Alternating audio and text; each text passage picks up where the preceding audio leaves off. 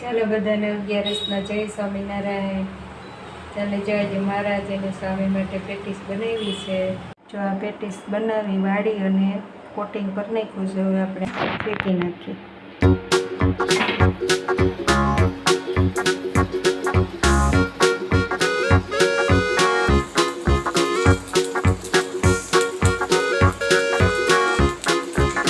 ચાલો હવે ધીમા તાપે શેકાવા દઈએ। જો આપણે હવે ફેરવી નાખીએ પેટીસને।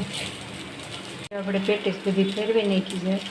વચ્ચે વધારે તાપ લાગે ને એટલે વધારે લાલ થઈ જઈશ, એટલે ફરતી બાજુ શેકાઈ જાય।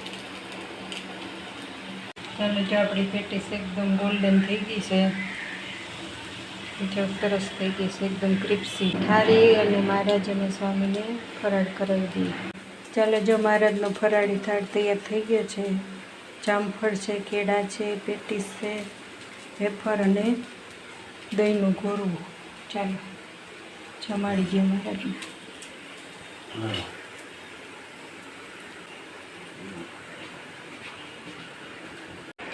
ચાલો જો મહારાજ અને સ્વામી ફરાળ કરવા પધાર્યા છે।